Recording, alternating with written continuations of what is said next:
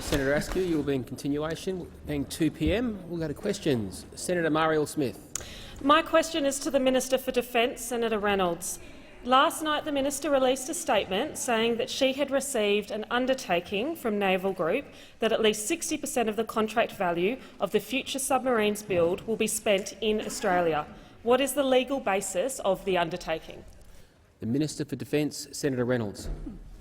Well, I thank the senator for that question, and yes, I can confirm that I've been having ongoing discussions with my French counterpart, Florence Parly, to ensure that Naval Group delivers not only on time and on schedule, on cost and schedule, but also for Australian industry capability and content.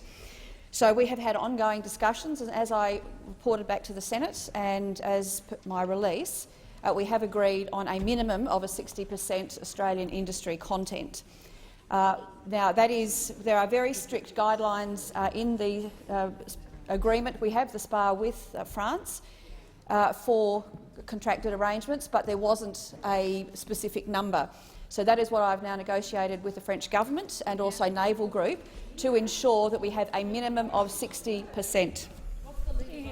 Senator Marielle Smith, supplementary question. At last night's Senate hearing, Naval Group revealed it would not make any contractual commitment to a local content target for another 2 years.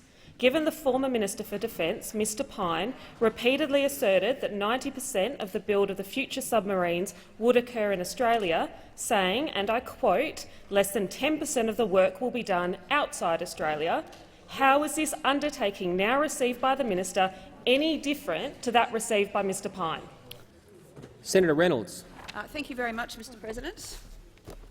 Well, first of all, there is nowhere in the contract where a 90% figure is mentioned.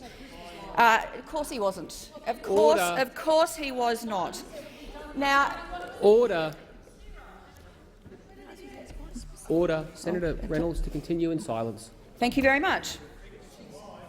So, as I've said, I welcome the commitment for 60%, but it is very important to remember the stage that this project is up to. The project is still in the design phase, and even in the design phase we've had many expressions of interest. We've had 1,500 expressions of interest and several thousand companies who've now looking to work with Naval Group. However, as those opposite would know, if you are designing your house, if you're still in the design phase of your house or any other property, you do not go out and have commitments and contracts to deliver supplies before you know actually what you want. So at the moment, we are in the design phase of this project. We will start going out, Naval Group will start going out and looking at contracts in 2023. So time has expired. Senator Reynolds. Senator Smith, final supplementary question. Yesterday the minister criticised Labor's strong advocacy on behalf of Australian defence workers and businesses, saying, and I quote, those opposite harp on about local content. Can the minister explain how advocating on behalf of Australian workers and businesses can be described as harping on? Senator Reynolds. Order. I thank the senator for that question, and I've got to say I think I've just heard the definition of hypocrisy. You would have far more credibility if those on that side of the chamber, when in government, had commissioned a single Australian-built ship. You commissioned zero, so 0% of 100% is still zero. You caused the Valley of Death, which we have fixed through our National Naval Shipbuilding project. So please don't come and lecture us when you have no credibility whatsoever on shipbuilding. Order. Senator. Order. Senator Chandler. Thank you, Mr President. My question is to the Minister for Families and Social Services, Senator Ruston. What is the Morrison government doing to address the scourge of domestic and family violence? The Minister for Families and Social Services, Senator Ruston. Thank you very much, Mr President, and can I thank Senator Chandler for the question. Obviously, violence against women and their children is absolutely abhorrent. It's as simple as that, and we must never ever make any excuses for the sorts of behaviours that are perpetrated under situations of domestic and family violence. And this isn't just limited to physical violence. It could be verbal, it could be sexual, it could be emotional, and it could be financial. And we believe that this must be stamped out in all its forms. and it is completely unacceptable that any woman or her child should feel unsafe in Australia at the hands of a partner or a previous partner. And that is why we have a target of zero tolerance in relation to domestic violence. And we have committed the largest ever amount of money towards achieving that through the 4th Action Plan.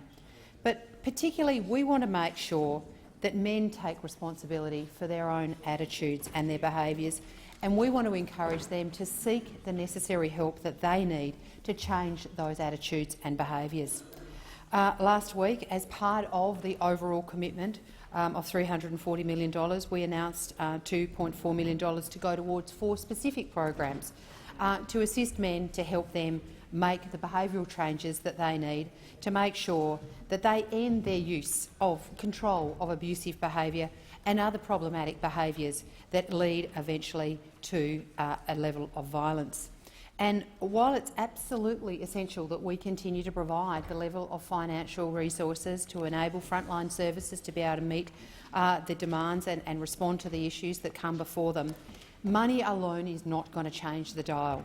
What we need to do is we need to change everybody's attitudes, but particularly we need to make sure that those attitudes are changed to start with respect. And it's very important that we make sure that the language that we talk about is language of respect for everybody. Senator Chandler, a supplementary question. Thank you, Mr President. Can the minister outline to the Senate what measures the government is funding to stop domestic violence before it starts? Senator Ruston. Thank you very much, Mr President. As I said, it is an absolute goal of this government to make sure that we respond to domestic, family and sexual violence, but we have an additional goal, an additional responsibility, and that is to prevent it before it happens in the first place. And to that end, we will be continuing our campaign of Stop It at the Start. This campaign recognises that to break the cycle of domestic violence, we have to encourage adults to reflect on their behaviours, on their actions and their attitudes and the impact that they have on our children and about how children deal and develop respectful relationships. It explains that our actions and our language as parents, as family members, as teachers, as coaches, as role models are very, very important in terms of determining the influence that they have on young people. This is a 3-phased approach. The first 2 phases about bringing awareness to the issue and dealing with misinterpretation have already occurred. The third phase is about to begin. Senator Chandler, a final supplementary question. Thank you, Mr President.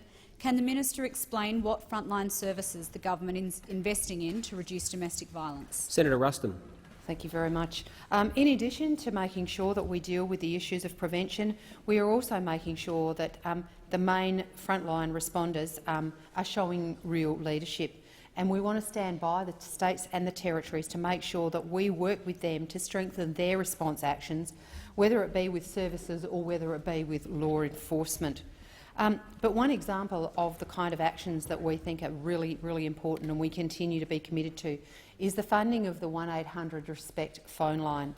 This has become an absolute central pillar of the assistance that we give to women and sometimes to men when they are confronted with a situation of domestic violence, to make sure that 24 hours a day, 7 days a week, anybody who is confronted with a situation of domestic violence can pick up the phone and make a phone call and speak to someone who can assist them in making sure that they can give them the support and direction to deal with the issue that is before them. Senator Watt.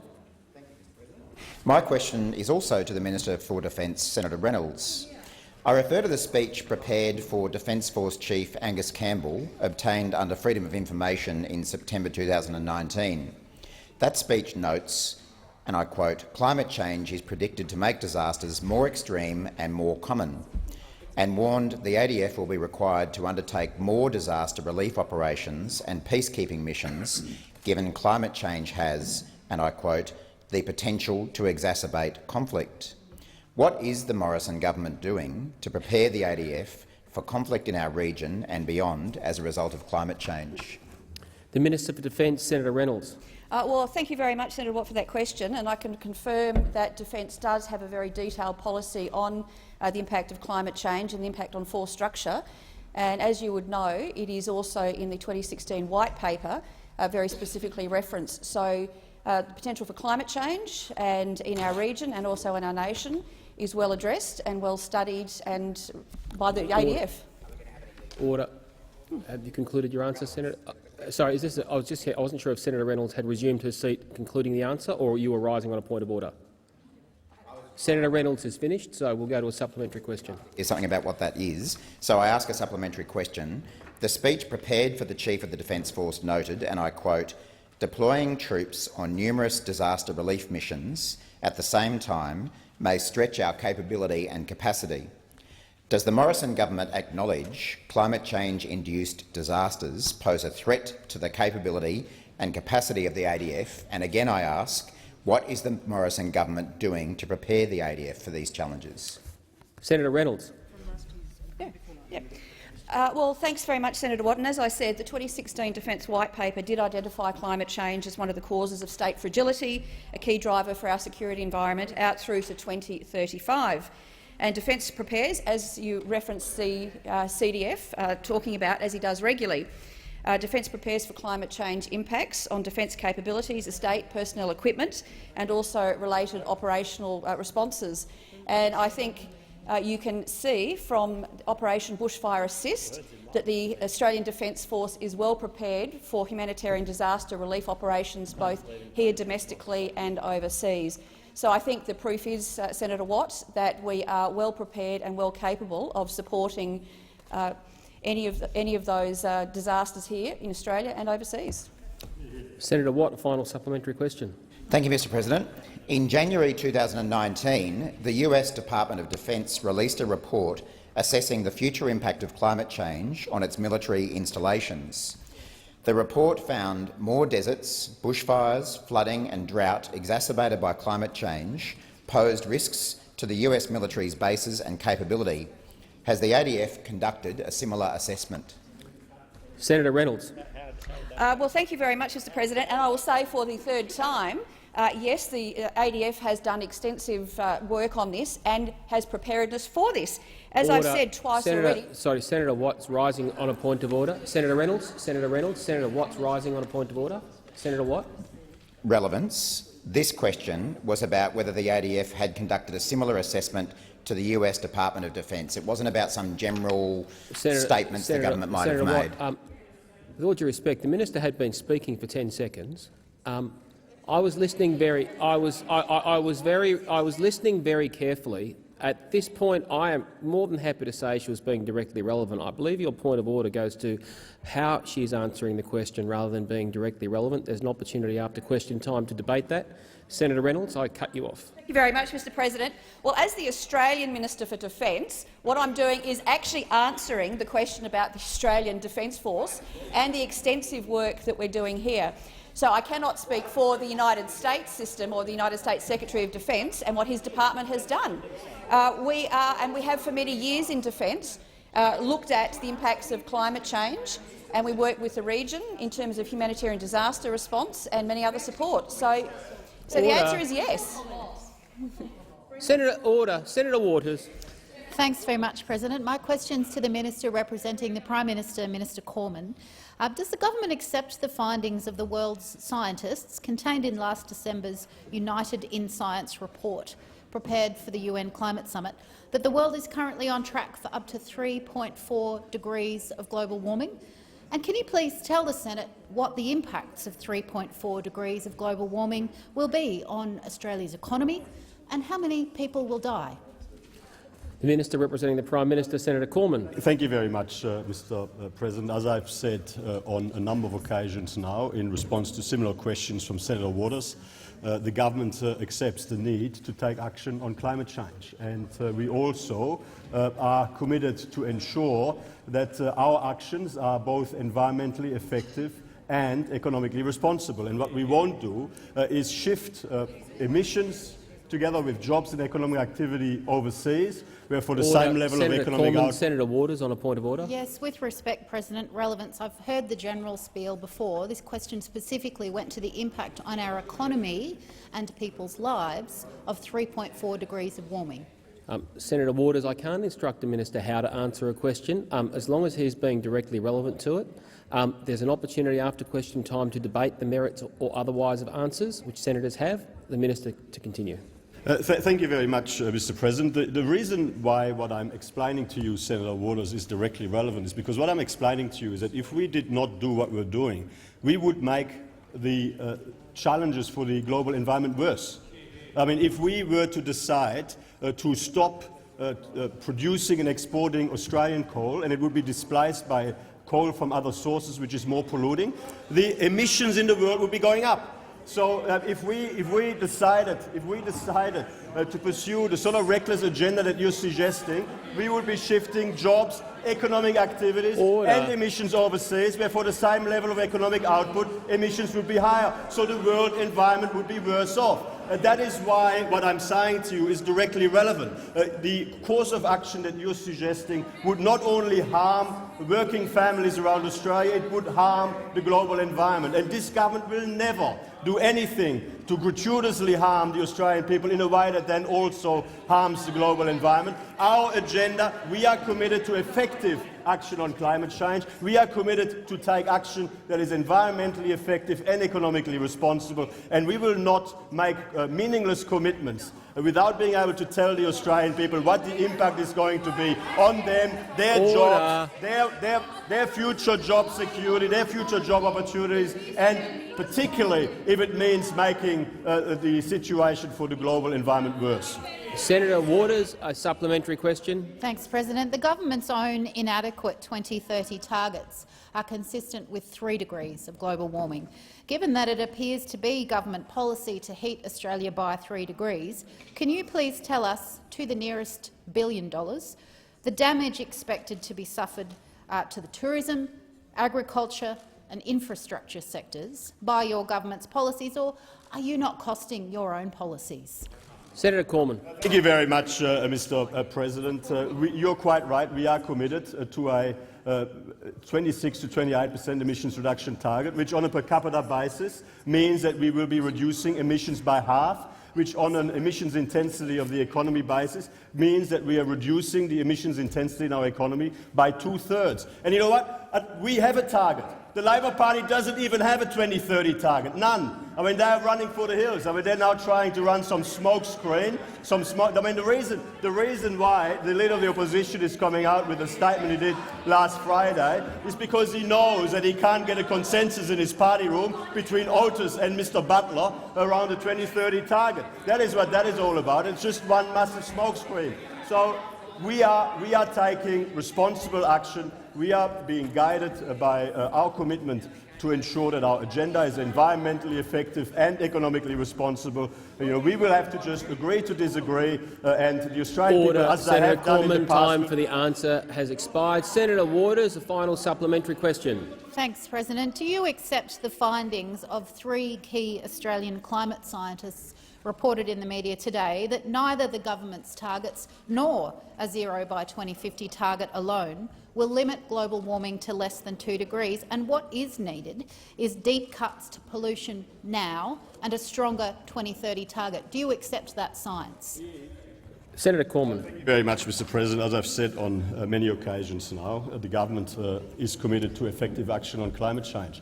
But we're also committed to ensure that the agenda that we pursue is environmentally effective and economically responsible. We will not be pursuing an agenda that gratuitously harms the future opportunities of Australians in a way that makes the global emissions increase by more. That actually makes the situation for the world environment worse. We want to improve the global emissions outlook, not make it worse. And indeed, Australia is a net exporter of energy, including an exporter, of course, of Australian coal, displacing more polluting coal from other sources, will continue to help reduce global emissions in the way that we have for some time.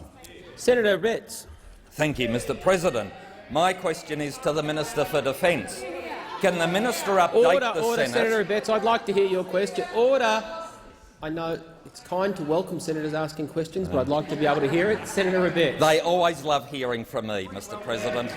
Can the Minister update the Senate on any commitments made to guarantee Australian industry involvement in the future submarine program? Order. The Minister for Defence, Senator Reynolds. I was so excited, Mr. President. I thank Senator Abetz for his question and for his enduring interest and support for defence and defence industry. I can advise colleagues that since my appointment as Minister for Defence, I've worked closely with my counterpart, the French Minister for Defence, Florence Parly, to ensure that the French government is supportive and that Naval Group is meeting our government's expectations for Australian industry involvement in the future submarine program.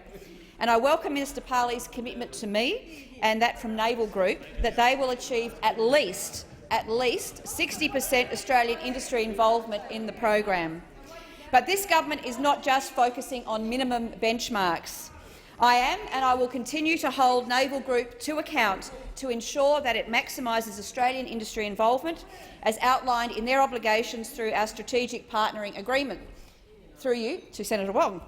This is an ambitious program capability, one that is also matched by its ambitions for Australian defence industry to deliver a sovereign capability. Our government's position is crystal clear. We are maximising Australian industry involvement. The Auditor-General recently concluded that we have the right partnering agreement to pursue this objective. The Future Submarine Program underpins a growing strategic partnership between Australia and also France, and I very much look forward to continuing my productive dialogue with Minister Parly as we deliver this critical national security capability for Australia. Minister Parly and I have agreed on an ongoing process to review, at our level, the implementation of the program on a quarterly basis for the rest of this year, meeting again in France in April and Australia mid-year.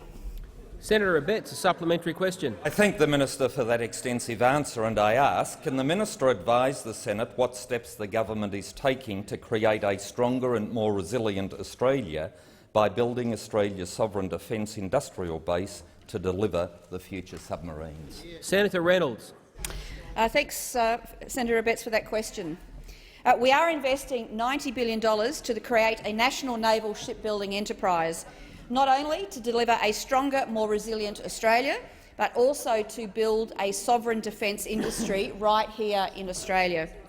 This will deliver major strategic, economic and employment dividends for Australia, but also for Australians for generations to come. Unlike those opposite, our record stands proud and stands strong. We brought the air warfare destroyer and the Collins-class back on track following Labor's failures during its times in government.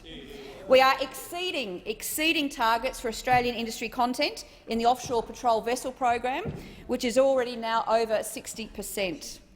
We are delivering the 6 of 21 West Australian-built Guardian-class patrol boats committed to by this program.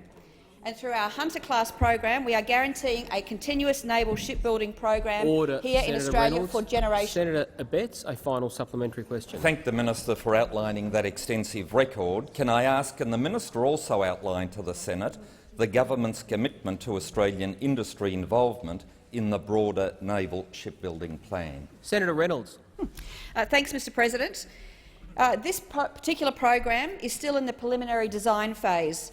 However, despite this, we are already proactively engaging Australian industry to ensure Australian businesses are best placed to win contracts when the program enters production design phase from 2023. But today, already 1,600 Australian companies have registered interest in the Future Submarine program. Australian companies are already benefiting from their participation in this program in work such as research and development, exploring concepts ranging from autonomous navigation techniques to new methods of communication. And just one example, Thomas Global Systems in Australia, in fact 2 examples, and Acacia Research in Adelaide are working on designs that will support the delivery of optronics, of radar and navigational data distribution systems for the future submarine. And of course, all 12 boats will be built using Australian steel from companies like BlueScope. Before I come to you, Senator Ciccone, I'd like to draw to the attention of honourable senators the presence in the gallery of the Pacific Friendship Group of the German Bundestag, led by the Chair, Mr Volkmar Klan. On behalf of all senators, I wish you a warm welcome to Australia and in particular to the Senate this afternoon. Senator Ciccone. Thank you, Mr President. My question is to the Minister representing the Minister for Agriculture, Senator Ruston. it could be also those under there. Australia's red meat sector has committed to being carbon neutral by 2030. Meat and Livestock Australia Managing Director Richard Norton has said, and I quote— Order. Can I hear the senator's question? Senator Ciccone, please. We always continue. do. And I quote, "Achieving the goal will put Australia head and shoulders above its competitors." Minister, is Mr Norton correct? The Minister representing the Minister for Agriculture, Senator Ruston. So, thank you very much, Mr President. Thank you very much, Senator Ciccone, for your question. He's absolutely right. The meat and livestock industry has made a commitment as the part of the agricultural sector to work towards their contribution to making sure that carbon emissions in Australia are kept as low as possible. But just like the National Farmers Federation, the meat and livestock industry is also part of the commitment by the agricultural sector to play a very important role in the Australian economy. In fact, I note that the National Farmers Federation, as part of their global roadmap towards 2030, have also committed to increasing the output of this industry to $100 billion. That's up from $60 billion to $100 billion, which is a very significant increase. And I commend the agricultural sector for the innovative ways that they are addressing the expansion of the agricultural sector. And for those opposite, I'd just like to point out that the agricultural sector is a huge supporter of regional Australia. I mean, if the Australian economy rides on the sheep's back, it still does. And the fact that the Australian agricultural sector, whether it's through meat and livestock, whether it's through the grains industry, our fabulous horticultural sector and marvellous wine industry, they all understand that the Australia's future is going to be built on a future that does address the issue of carbon emissions. However, as the leader in this place has said constantly, the Australian government, the Australian Morrison government, is not going to recklessly commit to a target at 2050 like you are, just because you think it's a good idea. We will be targeted in our focus about how we address our economy and emissions. Order. I would like to hear Senator Ciccone's question. Thank you, Mr President. And I'll call you when there's silence. Senator Ciccone. ABARES estimates that over the last 2 decades, more than $1 billion, that's right, $1 billion has been wiped from annual agricultural production due to climate change. Does the minister accept the University of Melbourne's recent findings that failure to reach net zero emissions, which is required to meet our obligations under the Paris Agreement, is estimated to cost $211 billion in agricultural and labour productivity losses? Senator Ruston. Well, thank you very much. Well, first of all, there was much in Senator Ciccone's question that I would actually reject the premise of. However, but what I would say is that what we are delivering as part of our policy, the Australian government, the Morrison government's energy policy, is what the Australian public voted for in May last year. It doesn't matter what you come in here and say. The fact is that the Australian government is absolutely committed to effective climate action that actually delivers an environmental result. But at the same time, we're not going to be economically reckless. We're not going to put up people's prices. But we will Senator continue. Ruston, I'll have Senator Ciccone on a point of order. Thank you, Mr President. On relevance, my question was very specific in relation to the University of Melbourne's findings and that of ABARES, and I asked the minister to come back to the question. That was part of the question. I had trouble hearing the minister's answer during my constant pleas for silence. I'll let you remind the minister of the question. She has 17 seconds remaining. I'll call her to continue.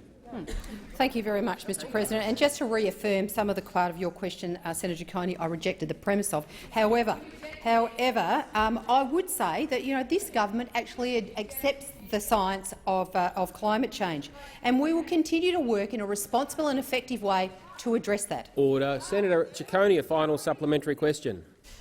Given yesterday that the minister confirmed that the National Farmers Federation 2030 roadmap includes the goal of Australian agriculture achieving carbon neutrality and Meat and Livestock Australia aims to be carbon neutral by 2030, Why is this Liberal National Government failing to back Australian agricultural sector? Senator Ruston. Thank you very much. And I just draw to Senator Cicconi's attention some comments yesterday by the NEFF CEO Tony Marr on Sky News, and I'll quote to you.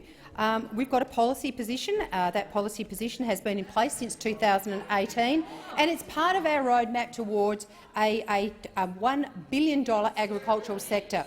As part of that roadmap, we would like to move towards carbon neutrality in 2030. But here's the bit that you need to listen to, Senator Cicconi. So it's not that we would be carbon neutral by 2030 or by 2050 for that matter. What we have said is that we need to be trending towards a net zero approach by 2030.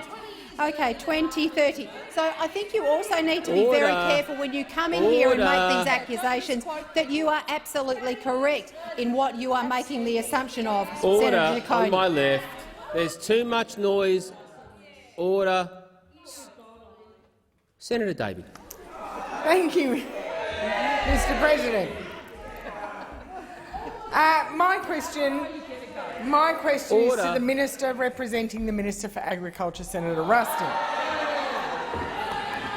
Order. On my left, sorry, Senator Davey, I'll wait till there's silence so I can hear the question.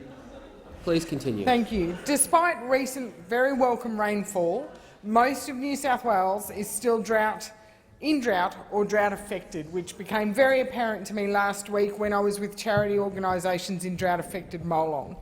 How is the government continuing to support these drought-affected communities? The Minister representing the Minister for Agriculture, Senator Ruston. Senator Wong, on a point of order. Point of order, Mr. President. I just wanted to be clear with the Minister that if she wishes us to give leave to Senator McKenzie to add to the answer, Wong, we will do so. That's not a point of order. You know better than that. Senator Cormann. Mr. President, that was not a point of order. That was just another demonstration of the juvenile nature of Labor politics in Australia today. And I've allowed.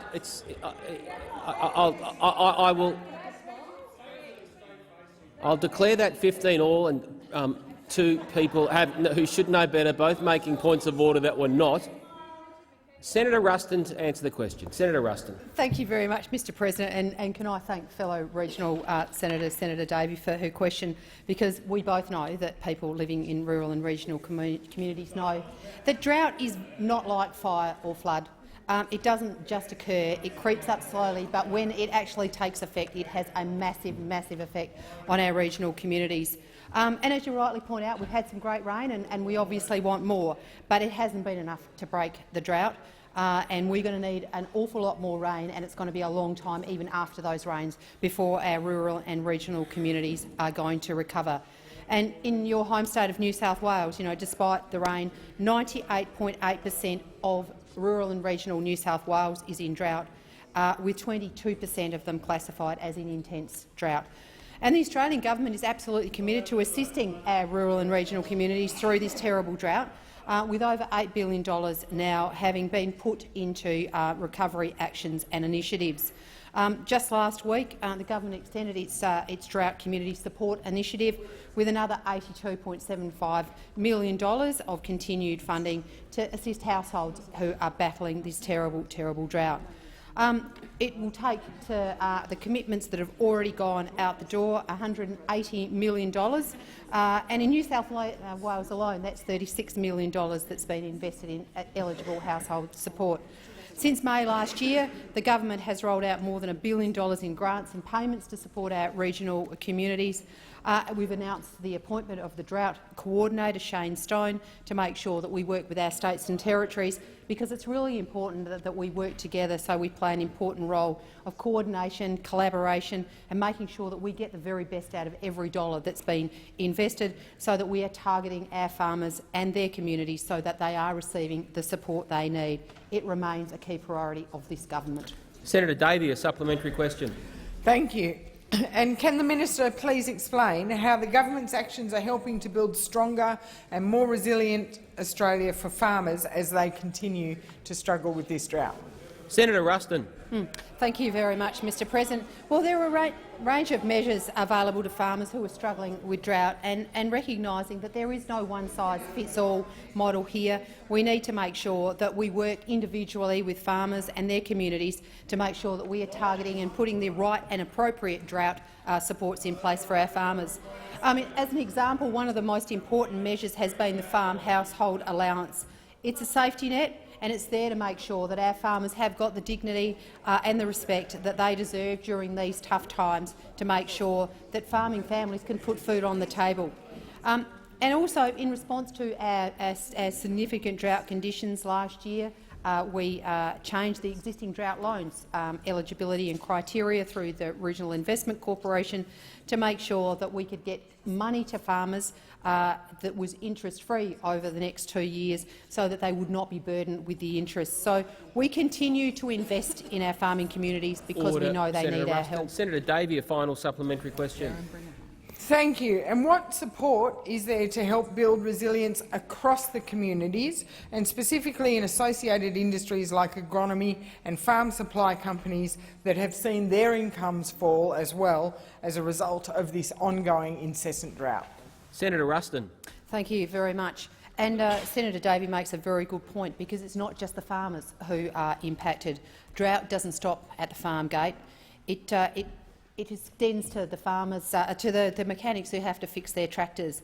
You know, it might be the schools and the number of children who are actually going into town to be educated. It might be local businesses that are just so vital for the fabric of the community. Last month, another 52 local government areas were applied and were successful in getting the $1 million drought community programs funding to stimulate their local economies, to make sure that there was money in the economy so that the small businesses in these towns and allowed the money to flow through to these communities. And it's about making sure that we support the local tradies. It might be, local products being bought, local jobs in the communities. And so, in your home state of New South Wales, Senator Davey, $121 million has been committed to New South Wales shires to make sure that we are supporting the local governments to support their communities. Ruston. Senator Lambie. Thank you, Mr President. My question is to the Minister of Foreign Affairs, Minister Payne. Duncan Lewis says China is attempting a takeover of Australia's political system with foreign interference and espionage. My question for the minister is simple and direct. Is China a threat to Australia's political system and national security? The Minister for Foreign Affairs, Senator Payne. Thank you very much, Mr President. I thank Senator Lambie for her question. As colleagues would know, China and Australia have a deep and long-standing relationship which is underpinned by the development of a comprehensive strategic partnership between our two nations. We have the highest levels of engagement and respect within the comprehensive strategic partnership and its key platforms. I think the observations that the senator has made in relation to the differences that exist between us are differences which we endeavour to manage with respect, acknowledging that we are very different systems. We are very different culturally and politically, and we have, as we all realise, elected to a democratic parliament, very different approaches to a number of key areas of governance. That said, though, I think it would be remiss of me not to also acknowledge the depth of the strength of the Chinese-Australian diaspora, for example, in this country, which brings enormous richness and support to our nation and goes back over centuries, a century at least, Mr President. And for those of us who are heavily engaged in this area, in strategic terms, we work very closely, but we make our differences clear in a respectful and appropriate way. I appreciate the concerns that Senator Lambie has raised, but they do not lead to the conclusion on my part that she has drawn. Senator Lambie, a supplementary question. Thank you, Mr President. I'll attempt to rephrase my question to the minister to answer directly. Has China conducted foreign interference operations against any Australian targets? Senator Payne. Mr President, I think Senator Lambie has been part of this chamber for long enough to know, and part of the relevant committees for long enough to know, that the Australian government never comments on intelligence matters. Senator Lambie, a final supplementary question. Thank you, Mr President. China says that all suggestions by Australian media and security institutions about Chinese interference are fabrications. So I'm asking the minister what they're saying. Does she believe they're right? And If she doesn't, then why won't the Liberal National Party support an inquiry into relationships with China? Senator Payne. Thank you very much, Mr President. I actually missed the very beginning of Senator Lambie's second supplementary question. But I will say that in relation to matters of foreign interference, no matter where they come from, this government has taken a very forward approach on those matters. We have introduced legislation which has been through this place and the other place to address issues of foreign interference. We have, in the last week, for example, attributed to cyber interference, particularly in relation to actions of Russia. And these are things that we take very seriously. We make those decisions and acknowledgement of those issues based on Australia's national— I have Senator Lambie on a point of order. Senator Lambie. Yeah, Mr President, I'm simply asking why the coalition— Senator Lambie, I'm afraid Senator Payne has concluded her answer. Senator Chisholm. Thanks, Mr President. My question is to the Minister representing the Prime Minister, Senator Cormann. Evidence from the Australian National Audit Office to the Select Committee has revealed that the Prime Minister's office corresponded with former Minister Mackenzie's office about the Community Sports Infrastructure Program on dozens of occasions, with one email stating, and I quote, "These are the ones we think should be included in the list of approved projects." Does the Minister believe the actions of the Prime Minister's office in directing the approval of projects for a political purpose was appropriate? The Minister representing the Prime Minister, Senator Cormann. Thank you very much, Mr President. I don't accept the characterisation that Senator Chisholm has put on it. The correspondence that has been released is entirely consistent with the statements the Prime Minister has made on a number of occasions now. Of course, the Prime Minister and the Prime Minister's office, like Prime Ministers in the past, has made representations on behalf of colleagues. Ultimately, the decision-maker was Senator Mackenzie. All of these things are long on the public record. Senator Chisholm, a supplementary question. Yes, Mr President. What direction did the Prime Minister or his office provide to the Minister's office with respect to the Urban Congestion Fund? Senator Cormann. Thank you very much, Mr President. I think Senator Cash gave an outstanding answer on the Urban Congestion Fund yesterday, and you know, one of the things that she made very clear was that the projects approved under the Urban Congestion Funds were indeed decisions by government, and indeed there was a whole series of election commitments that we took to the last election, at which we were successful. The Labor Party had already been measuring the curtains in the Lodge. They had already made all of the arrangements to take over government. But of course, the Australian people had a better idea. The Australian people decided to endorse the plan that we took to the last election, including our plan to address urban congestion. And these are decisions that went through the usual and proper processes of government. Senator Chisholm, a final supplementary question. Yes, Mr President. Which other programs was the Prime Minister or his office involved in directing the approval or selection of projects prior to the election? Senator Cormann. Thank you very much, Mr President. You know, if the senator has a specific question, I'm happy to answer it. In relation to programs funded by the government, you know, the usual decision-making processes apply.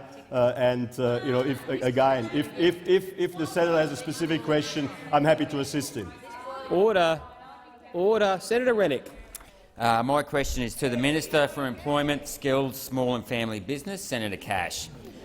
What actions is the Morrison government taking to create a stronger and more resilient Australia through supporting a skilled workforce for the future in the resources sector?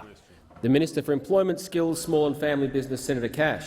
Thank you, Mr President, and I thank Senator Rennick for the question, and I acknowledge that he comes, like I do, from one of the great states that understands the benefits that the resources sector makes to its economy, but also understands that as a government we have to continue to put in place policies that will ensure the future of the resources sector in Australia. Because when we have a strong resources sector, the economy prospers, grows, and we see the creation of more jobs for Australians. Mr President, in terms of job creation, since we were elected to office in 2013, the policies that the coalition government has put in place has seen the economy create now in excess of 1.5 million jobs. In fact, with the recent labour force figures for January 2020, employment has increased by almost 250,000 jobs, and that continues to be above the decade average for jobs growth. We've also made a commitment that we will put in place the right policies that will enable the economy to create an additional 1.25 million jobs over the next 5 years. And to achieve this, Mr President, we understand that we need in Australia a strong resources sector, and we need to ensure that Australians have the necessary skills that our resources sector need. And that is why, through the government's $585 million investment in our skills package, we've announced a skills organisation pilot in the resources industry, in particular the mining industry. The mining industry, as we know it, is strongly engaged with the VET system. The mining industry invests heavily in its workforce and in the training of the workforce to ensure that they have the necessary skills needs. We are committed to working with the resources industry to ensure that they continue to deliver, and we as a government continue to deliver to Australians the right Senator Cash. skills. Senator Rennick, a supplementary question. Why is supporting the continuing development of a skilled workforce for our resources industry critical to promoting economic growth? Senator Cash. Well, Mr President, because the resources industry in Australia makes such a great contribution to the Australian economy. We rely as Australians on a strong and growing mining industry that is highly reliant on skilled, mobile and a diverse workforce.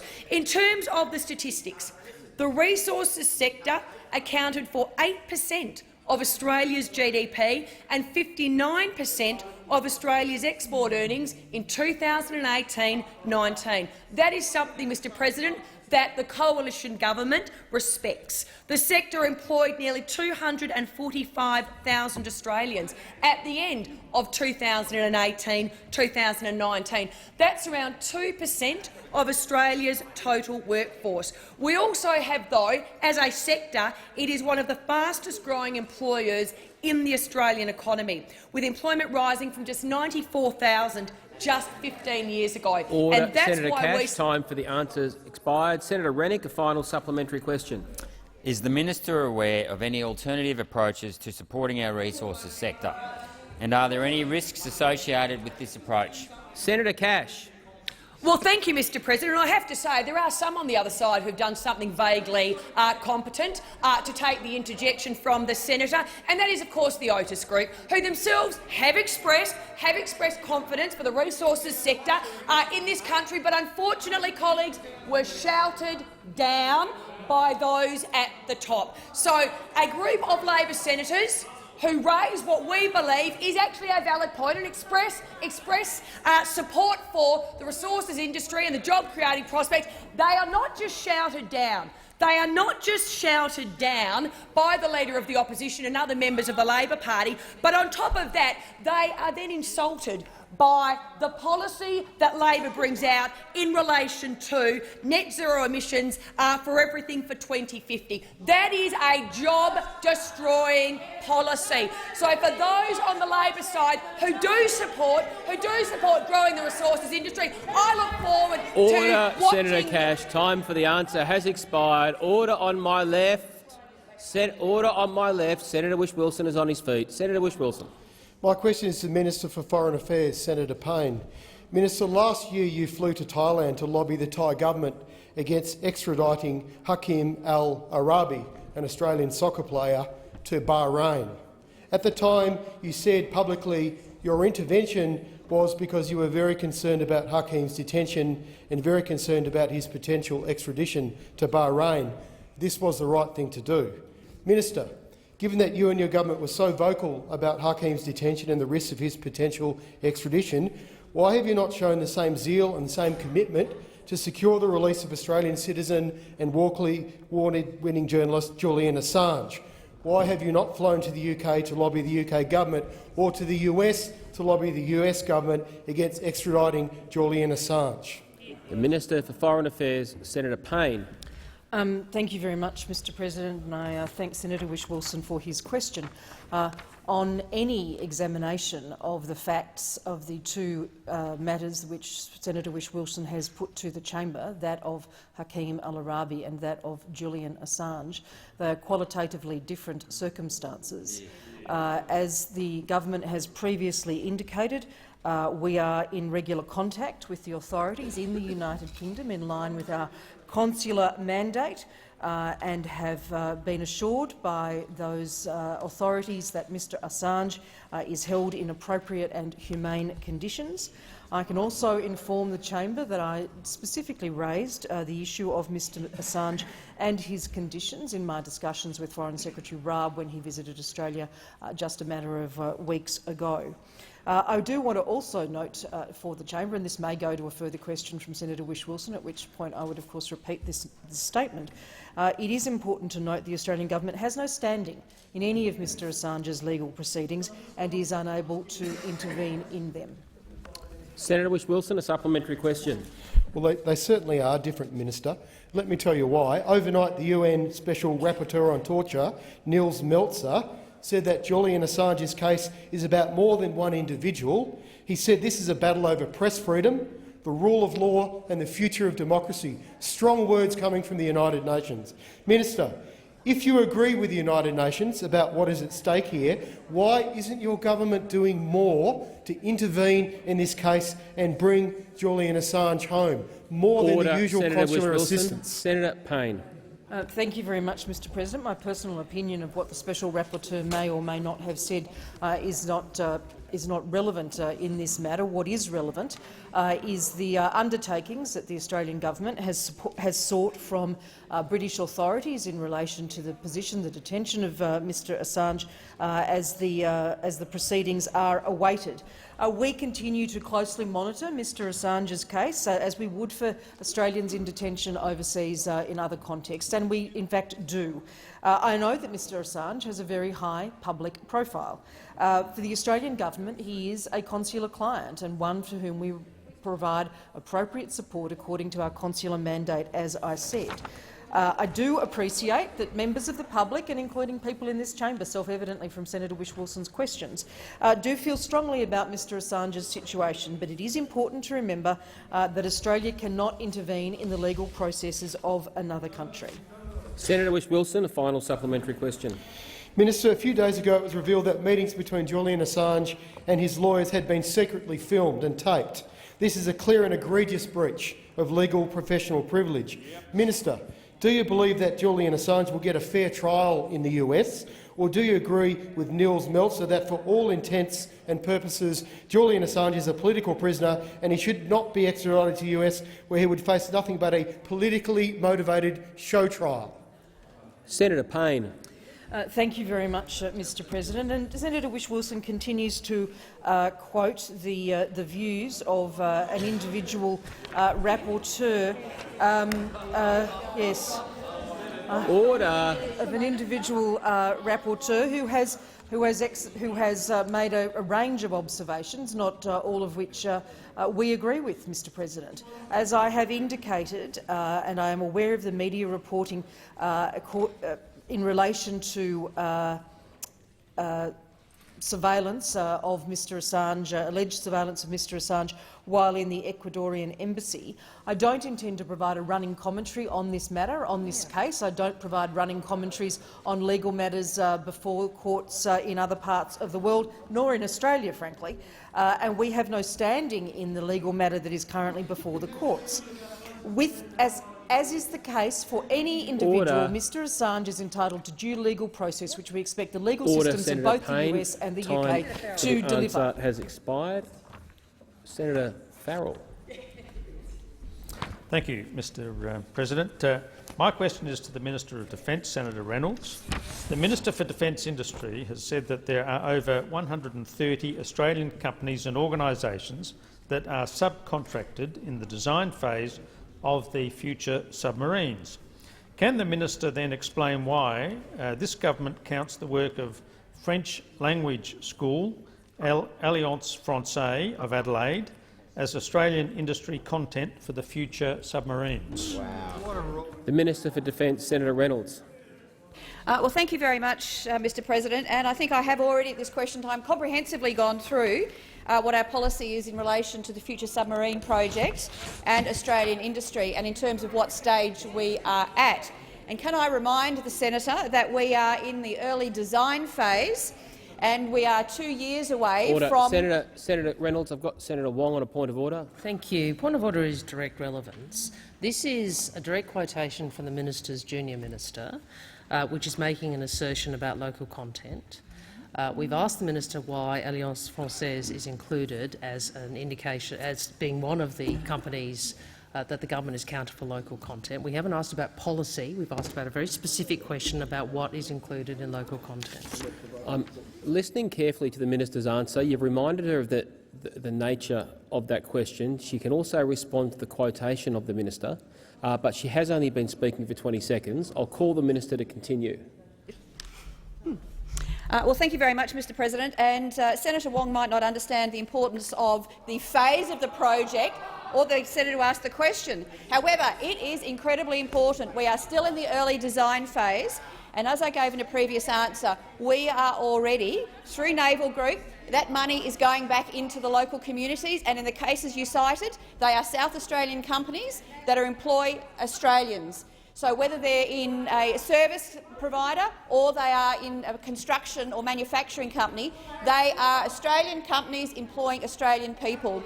And unlike you opposite, we think that is a very good thing. Senator Farrell, a supplementary question. Yes, thank you, Mr President. I do have one. Can the minister explain why this government counts media monitoring as Australian industry content for the future submarines? Scott. Order. Senator Reynolds. Well, Mr President, Senator Farrell, I've made this point at least 3 or 4 times in question time already. This is money going into Australian businesses, to local Australian communities, employing Australians. Now, you might not think that is a good thing, because clearly you dismally failed in doing that at all. In fact, you created the Valley of Death. So you might not like it, but we are putting money through our contractors, including Senator Primes— Wong on a point of order. Senator Reynolds, I have Senator Wong on a point of order. Point of order, direct relevance. Very simple question, which the minister we'd asked her to be directly relevant to, which is why the government believes media monitoring should be counted as Australian industry content for future submarines. Why is media monitoring part Senator of local Wong, content? with respect to the point of order, the minister can answer it as long as she's being directly relevant. That goes, in my view, to instructing her how to answer a question. The minister was explaining the government's position on the importance of money being spent locally. I do concede that to be directly relevant. There's an opportunity after question time to debate answers. Senator Reynolds. Thank you, Mr President. I really don't think I've got much more to add, because if Senator Wong does not understand Australian companies, money going in and Australian employees, I really have nothing more to add, Mr President. Senator Farrell, a final supplementary question. Thank you, Mr President. I do have another question. Can the minister explain why this government counts the work of the Royal Agricultural and Horticultural Society of South Australia as Australian industry content for the future submarines? Senator Reynolds. As I've said about this for the 6th time, Australian companies, Australian jobs, money in Australia. Senator Dean Smith. Thank you. Thank you very much, Mr President. Thank you very much, Mr President. My question is to the Minister for Aged Care and Senior Australians. Order. Senator Colbeck, can the minister outline the Morrison government's actions to create a stronger and more resilient Australia through our record investment in aged care? The Minister for Aged Care and Senior Australians, Senator Colbeck. Thank you, Mr President. And I thank Senator Smith for his question and his long interest in aged care, which we've discussed on many times. Mr President, this government is committed to improving the aged care sector in Australia, and we have delivered unprecedented investment into aged care. This year, 2019-20, our investment will be $21 $2.4 billion into the aged care sector, funding that goes towards some of this government's most important priorities. We're providing 44,000 additional home care packages in just the last 2 years, Mr President. In the last 2 years alone. That's an additional investment, Mr President, of $2.7 billion. And we can do that, Mr President, because we've managed the budget well and we have the capacity to make these investments. Mr President, when we came to government, there were just over 60,000 home care packages in the market, and, Mr President, that will go to 158,000 in 2012-13. An increase of over 160%, Mr President. 160%. And, Mr President, our government is supporting 1.3 million Australians in some form of aged care across the system. And, Mr President, our determination to ensure that we had the best aged care system possible is demonstrated by our calling of the Royal Commission as one of Prime Minister Morrison's first acts when coming to government, so that we could have the best overview of the system. We've put in place, Mr President, a new Aged Care Quality and Safety Commission, and, Mr President, we appreciate the support of the opposition in legislating the Aged Care Quality and Safety Commission in the legislation that went through the parliament just prior to Christmas. Senator Smith, a supplementary question. Thank you, Mr President. Can the minister advise the Senate what the government is doing to support the aged care needs of our older Australians and the communities they're living in? Senator Colbeck. Thank you, Mr Order. President. Thank you, Mr President. And those sitting on the opposite side Order might on my actually think left. that this is not something of note. But, Mr President, our announcement on the 31st of January of $50 million towards a business, almost $50 million towards a business improvement fund, demonstrates our desire to ensure that aged care providers across Australia are supported when they need if they get into difficulty. Mr President, we have in place already a business assessment service, and this new business improvement fund provides support to aged care providers who qualify from all over Australia to help them implement strategies to improve their delivery of aged care to senior Australians. This government remains determined to ensure that the care provided to senior Australians across the nation is the best it possibly can be. Senator Smith, the final supplementary question. Thank you, Mr President. Can the minister advise the Senate how the new powers and authorities of the Independent Aged Care Quality and Safety Commission is protecting our senior Australians and ensuring they receive quality care? Senator Colbeck. Thank you, Mr President. Mr President, the senators opposite really don't seem to have any real care about the importance of aged care to Australians. If we recall that at the last election, they went to the campaign with $387 billion worth of new taxes, and not one single new home care package, not a cent for workforce, and not a cent for mainstream home, residential care, Mr President. And providing safe, quality care is something that's important. As I said before, we do appreciate the support that the opposition gave to us in legislating to bring all the functions of quality care into one service under the Aged Care Quality Safety Commission. It was an important reform that's been recommended particularly by the Carnell-Paterson Review, and those regulatory powers give the capacity for Australians, senior Australians, to go to one agency now in respect of all the issues that relate to their aged Order. care. Senator Colbeck. Senator Cormann. Thank you very much, Mr President. I ask that further questions be placed on a notice paper.